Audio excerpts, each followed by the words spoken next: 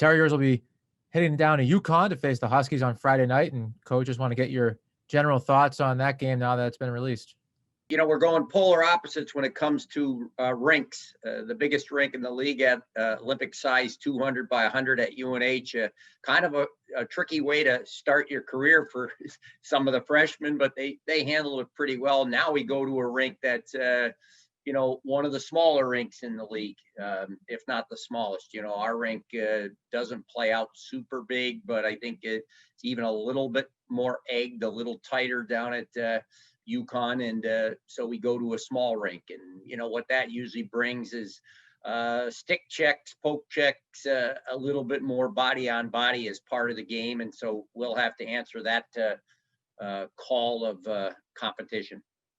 And as far as Yukon, they're always a good defensive team, really well coached, and if they have a characteristic in the regular season is that they seem to continue to try to get better, try to learn, never seem to get too high or too low. And then they've had a fantastic run in the playoffs, always probably outsmarting everybody and finding ways to get to the championship game, to the semifinals, and credit to them for their success. All right, we'll take any questions you have. Use the raise hand feature, please. We'll start with Pat Donnelly. Coach, what's it been like for you and the team, trying to keep everybody ready or focused, because ready to go at any moment, kind of with this day-to-day news cycle going? Yeah, I mean, it's definitely been a constant challenge all the way back to the beginning when, we didn't do anything for a couple of weeks, and that's not normal for us. You had the optimism of maybe getting something going early to mid-November. Didn't happen.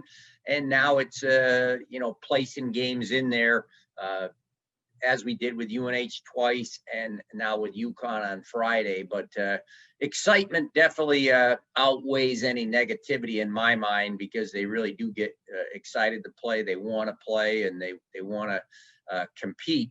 And so this will be, a game that comes up right as we are dealing with finals, or just about ready to deal with finals, depending what your professors have done. And so that always makes it a little bit trickier too. But I think come Friday, their focus will be on, let's see what we can do for the next 4, 5, 6 hours, traveling down, playing the game and coming back, and then plug in a little bit more for finals. So definitely exciting is the easiest word to think about. All right, Brady, go ahead. Yeah, Coach, just looking back at that UNH series, kind of two different nights for your team. Start strong on the first night, and the second night spend a little bit more time chasing the game. What do you feel like was the biggest difference in the way your team played those two nights? We gave up goals the second night. I don't think we marked people particularly well. Our third goal and our fourth goal that we gave up were definitely goals where if we just marked our opponent instead of really puck watching, I don't think either of those goals would have happened. And, that part of that is a learning curve, particularly when you might have a younger kid involved. But we have to be better. We have to expect more out of ourselves. And I really believe that was the difference, because opportunities, we still created opportunities. The last 10 minutes, we had chances to tie it. I was happy that we converted one on the power play. But again, we just didn't, answer the call there on those third and fourth ones. And the first two were very similar in that they were line changes. The first one, I think mentally we didn't make a good decision because nobody held up.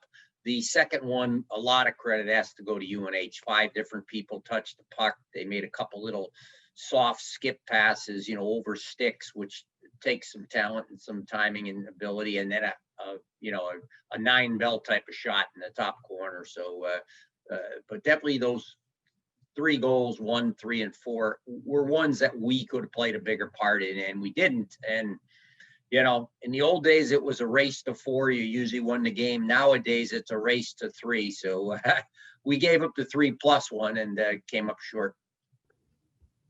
Pat, go ahead.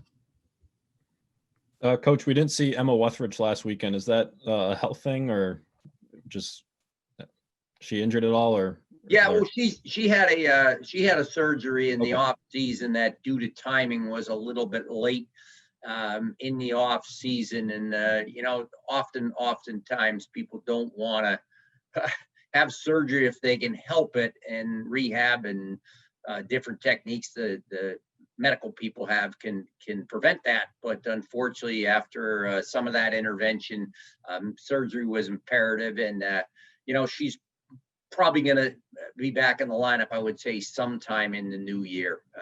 She's definitely back doing a lot of activity, but situation where you can't just jump in there. You've really got to keep walking, then jogging, then running, so to say, in your progression. And she's pretty far back right now, somewhere between 3 and 4 months, but one of those things that probably is more of a 5-month rehab, and that'll take her into January, and hopefully she'll be back in good order. A very good player who I don't think anybody's seen the best of yet.